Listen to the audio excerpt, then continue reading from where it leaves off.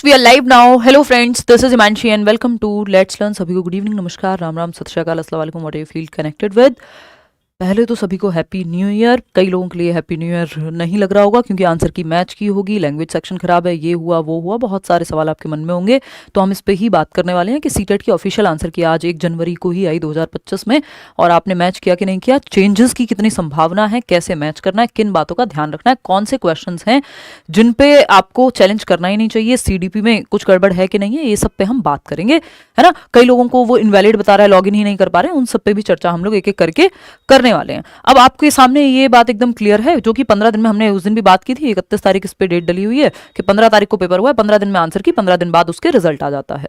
तो अब आज 1 तारीख को आपका आंसर की आ गई है, 14, 15, 16 तारीख में किन्हीं 3 दिनों के बीच में आपका रिजल्ट आ जाएगा। 14 तारीख को भी आ सकता है, 14 जनवरी को भी, मकर संक्रांति पे भी 15, 16 तक आ ही जाना चाहिए। तो ये पैटर्न रहता है सीटेट का।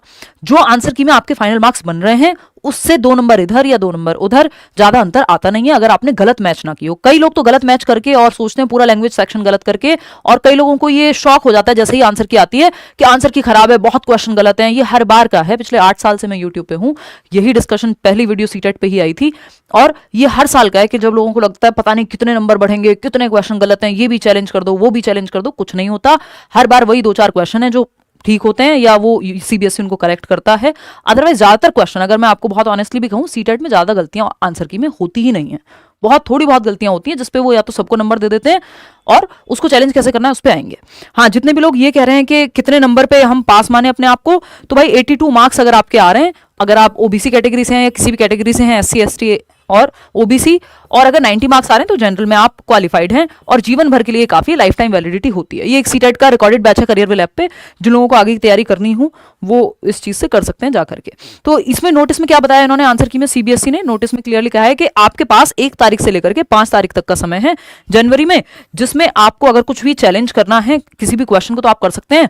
1000 रुपए एक क्वेश्चन के वो लोग लेंगे, सीबीएसई चार्ज करता है। आप अपने डेबिट कार्ड से करें, अगर एक्सेप्ट हो गया आपका क्वेश्चन तो आपको 1000 रुपए वापस मिल जाएंगे, नहीं तो वापस नहीं मिलेंगे अगर आपका क्वेश्चन का जो चैलेंज है वो एक्सेप्ट नहीं हुआ, जिसके चांसेस जो हैं बहुत ज्यादा होते हैं। तो अगर वैसे तो जितने क्वेश्चंस मेरे पास आए हैं तो 1-2 चीजों का ध्यान रखना है। एक तो आपको पैसेज वाले क्वेश्चंस को चैलेंज बिल्कुल नहीं करना है ना। पैसेज के क्वेश्चन हो गए, पेडागोजिकल क्वेश्चंस हो गए, उन पे करेक्शन रेयर कभी देखने को मिलेगा, नहीं मिलता। ठीक, तो अगर मैं बात करूं पैसेज का, यानी गद्यांश पद्यांश का अगर कोई सवाल है तो उसको अपनी मर्जी से आप मत देखिए, वो उनके ऊपर है कि उन्होंने पैसेज कैसे सेट किया था, कॉन्टेक्स्ट क्या था, वो आपके कहने से नहीं सही करेंगे। ठीक, और वो पूरी स्वतंत्रता भी है सीबीएसई के हाथ में, जिन्होंने भी पेपर बनाया है, कि वो उनकी मर्जी है कि वो किस संदर्भ में पूछ रहे थे, वो आपको खुद से गैस करना है एक तरह से। तो पैसेज वाले क्वेश्चंस को बिल्कुल भी चैलेंज नहीं करना। दूसरी चीज, चैलेंज तो आपको करने की जरूरत ही नहीं पड़ेगी, उस पर हम आएंगे। तो एक तो पैसेज वाले क्वेश्चंस को चैलेंज नहीं करना, यानी हिंदी का गद्यांश पद्यांश हो, इंग्लिश का पैसेज हो, बिल्कुल भी चैलेंज नहीं करना, नंबर आपको नहीं मिलेंगे, पैसे आपके जाएंगे बर्बाद। दूसरी चीज, पेडागोजिकल क्वेश्चंस भी, जो हार्डकोर पेडागोजिकल क्वेश्चंस हैं, जैसे मैं अभी पेपर 2 में सीडीपी के आंसर चेक कर रही थी, पेपर 1 में नहीं कर पाई हूं चेक, और हालांकि बहुत रेयर चांस होते हैं कि कोई गलती ये लोग करें। तो इसमें 3 क्वेश्चन ऐसे थे जो हमने डिस्कस किए थे, उससे इतर हैं उसके जवाब जो हैं, जो कि जनरली ऐसा होता नहीं है मेरे केस में, बट अब वो तीनों ही क्वेश्चन ऐसे हैं जिसमें असर्शन और रीजनिंग है। तो वो एग्जामिनर के व्यू पॉइंट पे भी होता है कई बार कि वो किस संदर्भ में पूछना चाह रहा है क्वेश्चन को, क्योंकि पेडागोजी है, मैथ्स नहीं है, 2+2 4 नहीं हो सकता। हम चाह करके भी जो है अपनी मर्जी यहाँ पे नहीं मनवा सकते कि नहीं नहीं हमें तो ये लग रहा था, आपने तो ये कहा था। तो वो तीनों ही क्वेश्चन को, एक क्वेश्चन ऐसा है प्याजे वाला जिसमें इन्होंने सबको नंबर दिया है, ये पेपर 2 की मैं बात कर रही हूँ, सीडीपी की। तो सीडीपी में एक भी क्वेश्चन ऐसा नहीं है जिसको आप चैलेंज कर दें, तो वो आप प्लीज मत करिएगा। इसके अलावा आपको अदर सब्जेक्ट्स में अभी नहीं देख पाई हूँ, बट आपके जो क्वेश्चन आए हैं उसमें कोई पैसेज का भी कह रहा है कि भाई पैसेज का मैम ये करा दो वो करा दो, पैसेज करेक्शन नहीं होता, पैसेज में नंबर किसी को नहीं मिलेगा, है ना, मतलब चेंज नहीं होगा, आंसर फाइनल आंसर की में सेम ही मिलेगा आपको, बहुत रेयर केस है। ठीक, बात रही पेडागोजी की, तो पेडागोजिकल क्वेश्चंस में भी बहुत ज्यादा चेंजेस नहीं होते अनटिल अनलेस कोई ऐसी फैक्चुअल गलती ना हो, क्योंकि पूछने का तरीका है उनका। आपके पढ़ने में गलती हो सकती है, मेरे पढ़ने में गलती हो सकती है, या फिर हम कहें कि गलती नहीं भी है तब भी एग्जामिनर ने जिस व्यू पॉइंट से, जिस संदर्भ में क्वेश्चन को पूछा है, अगर हम उसको नहीं समझ पाए तो गलती हमारी ही है, हम ये नहीं कहेंगे आपकी गलती है सीबीएसई। ठीक है ना। तो पेडागोजी में या सीडीपी में अगर हम कहें तो एक भी क्वेश्चन नहीं है चैलेंज करने को। पेपर 1 मैंने नहीं देखा है अभी तक, लेकिन मैं फिर भी ये कॉन्फिडेंस से कह सकती हूँ, बहुत रेयर, मैंने आज तक शायद देखा ही नहीं है कभी कि उन्होंने पेडागोजी में, यानी सीडीपी में स्पेशली अगर मैं बात करूं, किसी क्वेश्चन को करेक्ट कर दिया हो। या तो वो सबको नंबर दे देते हैं, जैसे वो जीन प्याजे वाले क्वेश्चन में नंबर दिया गया है, क्योंकि वो अलग, अब भी उन्होंने मान लिया नहीं मानते तो भी हम कुछ नहीं कर सकते थे। ठीक, तो ऐसी सी कहानी है कि 3 क्वेश्चन है जो इतर हैं, जो आंसर हमने डिस्कस किए थे, बट वो 30 में से 3 क्वेश्चन ऐसे हैं उसका फिर कुछ भी हम कर नहीं सकते क्योंकि वो असर्शन रीजनिंग वाले क्वेश्चन है, कोई फैक्चुअल क्वेश्चन नहीं है। ऐसा नहीं कि आरटी में, आरटी जो है किस section, right to education act किस सेक्शन के अंदर आता है, ऐसा कुछ होता तो हम कहते नहीं नहीं ये तो 2009 में नहीं 10 में आया था, ये हुआ था। वो संदर्भ कॉन्टेक्स्ट के आधार पे है, तो उसमें आंसर जो सीबीएसई फाइनल मान लेगा वही होगा। ठीक, तो एक तो चीज ये हुई। दूसरा वो मोटिवेशन वाला क्वेश्चन है, उसमें भी उन्होंने इंटरलिंक्ड ही माना है और उसी को हमको लेके चलना पड़ेगा, मजबूरी है। तो पेडागोजिकल क्वेश्चंस को चैलेंज नहीं करना, पैसेज वाले क्वेश्चंस को चैलेंज नहीं करना, जो फैक्चुअल क्वेश्चंस हैं वो आपको अगर नजर आते हैं, आप बाकी लोगों ने हमें मेल किया हुआ है, आप भी मेल कर दीजिए himanshi.edu10@gmail.com। और आपको लगता है कि हाँ ये जेन्युइन क्वेश्चन है, फैक्चुअल क्वेश्चन है, या तो आपको एनसीईआरटी में उसका प्रूफ दिखा है, कहीं गूगल किया है आपने या एनसीईआरटी आपके पास है, तभी उसको भेजिए। अदरवाइज ज्यादा ऑप्शन, मैं आपको फिर से कह रही हूं, कोई फायदा होता नहीं है चैलेंज करने का अनटिल अनलेस कोई फैक्चुअल तथ्यात्मक प्रश्न गलत ना हो। बात सही है नहीं है?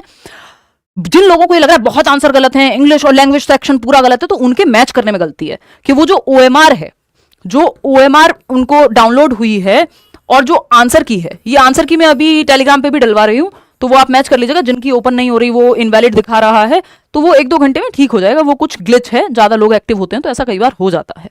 तो ये ओएमआर जो है, इसको आप आंसर की के साथ सही से मैच करिए और देखिए लैंग्वेज 1 मैच कर रहे हैं 91 से, जो आपके क्वेश्चंस हैं वो आप 120 तक के मैच कर रहे हैं। ऐसा तो नहीं है लैंग्वेज 1 को लैंग्वेज 2 से मैच कर दिया हो आपने, उसमें गड़बड़ होती है। अदरवाइज ऐसा कोई बड़ी मिस्टेक्स आपको नहीं मिलेंगी। बहुत रेयर ही गलतियां सीबीएसई आंसर की में होती हैं, या फिर वो मानते ही नहीं, अगर हैं भी तो इस बात को ध्यान में रखिएगा अनटिल अनलेस वो फैक्चुअल ना हो, क्योंकि पेडागोजिकल क्वेश्चंस में हम बहुत ज्यादा कुछ कर नहीं सकते, मैथ्स नहीं है ना। वो जिस व्यू पॉइंट से एग्जामिनर ने पूछा है क्वेश्चन, उस हिसाब से सही होगा। अगर हम बात करते हैं यहाँ पे, तो सीडीपी में ऐसा कोई स्कोप नजर आ नहीं रहा। दूसरी बात, 2-3 बातें थी जो मुझे आपको बतानी थी, तो खुद से आंसर आपको चैलेंज करने की आवश्यकता नहीं है अनटिल अनलेस आपके पास फैक्चुअल कोई वो है कि एनसीईआरटी का कुछ आपके हाथ में लग गया और जिसमें उन्होंने तथ्यात्मक जानकारी गलत दी हुई है पेपर में, जिसकी संभावना ना के बराबर ही है। तो 1-2 क्वेश्चन इधर या उधर, बस इतना ही होना है ऑफिशियल आंसर की से, जो फाइनल आंसर की आती है उसमें। और अगर हम बात करते हैं आपका ओएमआर के साथ सही से मैच कर लेंगे, और चैलेंज करने का पैसेज वाले क्वेश्चन का कोई फायदा है नहीं। रिजल्ट 14, 15, 16 जनवरी के बीच में, इन 3 दिनों में आ ही जाएगा। वैसे संभावना ज्यादा है कि 15 और 16 के बीच में आ जाए। और अगर हम बात कर रहे हैं 82 नंबर अगर आपके किसी भी कैटेगरी से हैं और आपके 82 नंबर बन रहे हैं, बात खत्म हो गई, आपका पेपर क्वालिफाइड है। और अगर 90 नंबर बन रहे हैं जनरल कैटेगरी से, तो भी आपका पेपर क्वालिफाइड है, लाइफ टाइम वैलिडिटी है। ठीक, बैच का मैंने आपको बता दिया, जो एक रिकॉर्डेड बैच है सीटेट का, वो चल रहा है और वो एकदम बेयर मिनिमम फी पे है, करियर ऐप पे। जिनको आगे तैयारी करनी है, सिर्फ सीटेट का बैच है, रीट का बैच या बाकी बैचेस अभी हम नहीं लेकर के आए। रिजल्ट आने दीजिए और तब आपको भी क्लैरिटी हो जाएगी, पता चले आप अभी उम्मीद में ले लें बैच और रिजल्ट बाय चांस ना हो तो वो बुरा लगेगा फिर। ठीक है ना। इसके अलावा 1-2 नंबर का अंतर रहता है, किसके कितने बन रहे हैं वो आप कमेंट सेक्शन में बता दीजिएगा। कोई कह रहा है 98, 130 प्लस, जितने 130 प्लस वाले जितने लोग होंगे, कोशिश रहेगी कि उनमें से सिलेक्टेड लोगों के साथ एक डिस्कशन या इंटरव्यू कर पाए। केवीएस का बैच कब आएगा बता देंगे आपको, सीटेट का रिजल्ट आने दीजिए, आप भी कंफर्म हो जाएंगे, तब हम इस पर बात करेंगे। ठीक है ना, कोई जल्दीबाजी ऐसी है नहीं। तो ये बेसिक सी बातें थी, और कोई बात हो तो आप बता सकते हैं। रीट का बैच नहीं लाएंगे, रीट के क्योंकि रीट में ज़्यादा समय है नहीं, तो भागम भाग में सिलेबस खत्म करने का कोई बहुत ज़्यादा फायदा होगा नहीं इस समय पे। और बात रही आपकी, मैं कुछ क्वेश्चंस का सेशन ले लूंगी, 1-2 प्रैक्टिस का सेशन मैं रीट के लिए ले लूंगी, पेडागोजी का।